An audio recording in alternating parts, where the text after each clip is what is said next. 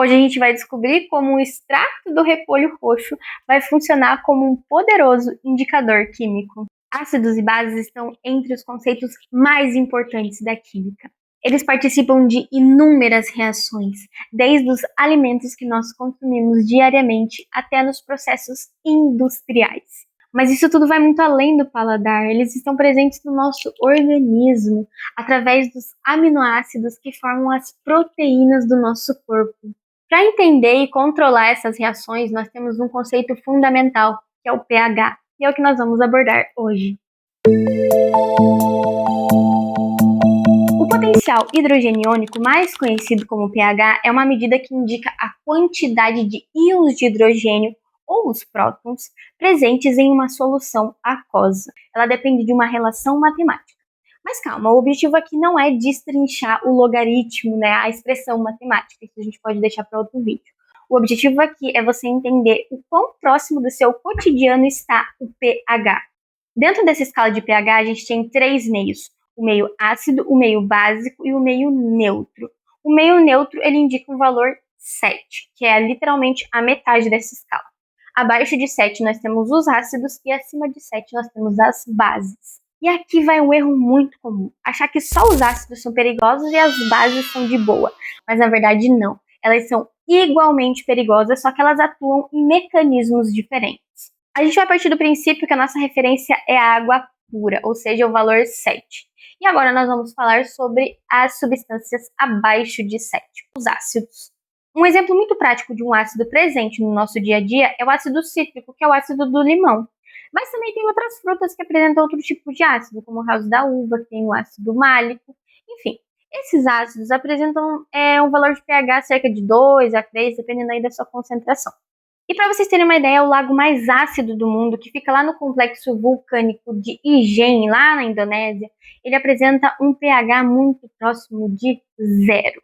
Mas calma, você pode pensar que a diferença entre o lago mais ácido do mundo, que é 0, para o ácido cítrico, que é 3, não parece ser uma diferença muito grande. Então quer dizer que os ácidos presentes nas frutas são perigosos?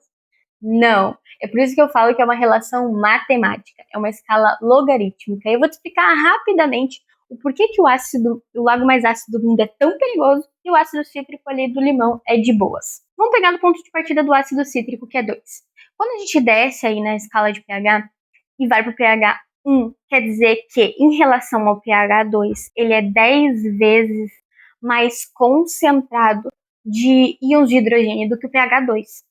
E, consequentemente, o pH 0 ele vai ser 100 vezes mais concentrado. Não é uma escala pequena, ele não é um pouquinho mais ácido, ele é centenas de vezes mais ácido do que o ácido cítrico presente no limão. Não é só a quantidade de hidrogênios, mas sim a qualidade desse ácido, que também vai implicar no pH. No caso do limão, é um ácido orgânico, e quando em solução aquosa, ele é meio preguiçoso, ele não vai liberar todos os íons de hidrogênio, ele vai liberar parcialmente, então ele é considerado um ácido fraco. Já no lago mais ácido do mundo, a gente tem os ácidos mais fortes, que são os ácidos sulfúrico, ácido clorídrico, e quando em contato com a água, eles liberam totalmente os íons em solução, então eles largam de mão desses íons, e por isso que eles são tão fortes. E se abaixo de 7 nós temos os ácidos, acima de 7 nós temos as bases. Vamos falar um pouquinho delas agora. Se os ácidos são definidos pelo excesso de íons H+, as bases são definidas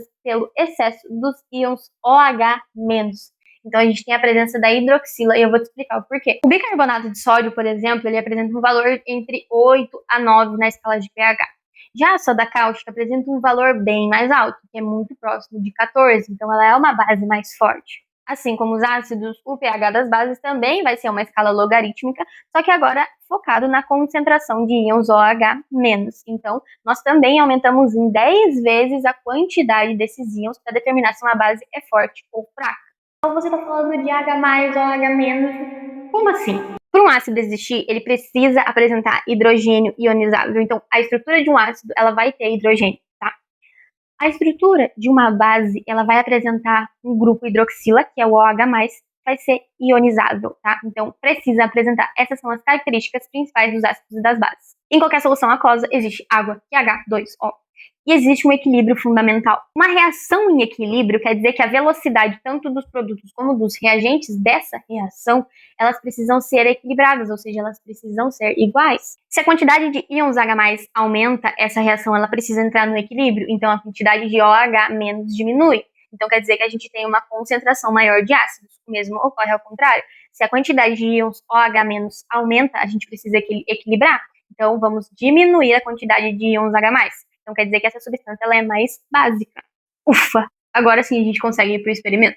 Eu trouxe aqui 7 substâncias para a gente analisar: o vinagre, o limão, a laranja, a água, o sabão em pó, o bicarbonato de sódio e um sabão caseiro que a minha mãe fez com hidróxido de sódio. E para fazer o nosso indicador ácido-base, eu utilizei repolho roxo, deixei numa panela com água, fervendo por cerca de uns 20 a 30 minutos para a gente conseguir extrair o pigmento que nós precisamos para indicar o pH dessas substâncias. O repolho roxo contém um pigmento chamado de antocianina. Esse pigmento é um indicador natural, o que significa que ele muda de cor para nos avisar quem está ganhando a briga, se é o H+ ou se é o OH-. Quando a gente adiciona o extrato de repolho em meio ácido, nesse caso temos o vinagre, o refrigerante de limão, eu falei limão, mas é refrigerante de limão, e o que vai acontecer é que os íons H+ interagem com as antocianinas e ocorre um processo chamado de protonação. Essa protonação altera a estrutura eletrônica da antocianina e muda a forma como ela absorve e reflete a luz.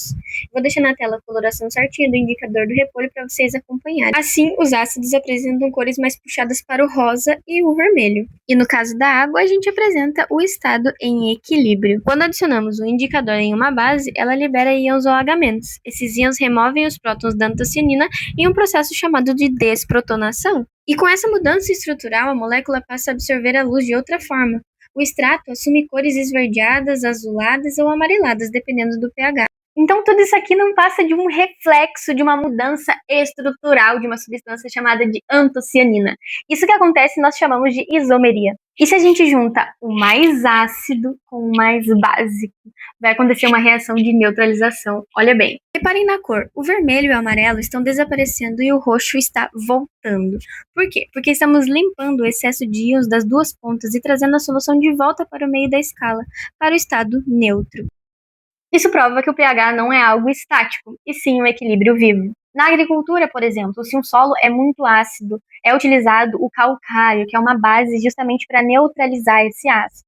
Se você está com azia, você faz o uso, por exemplo, do leite de magnésia, que é uma base que também vai neutralizar esse ácido. É a química trabalhando para buscar um equilíbrio nesse sistema. Se você gostou desse experimento, deixa seu like, comenta aqui embaixo que me ajuda muito a continuar produzindo esses conteúdos que eu amo tanto. Muito obrigada por ter acompanhado esse experimento. Tchau!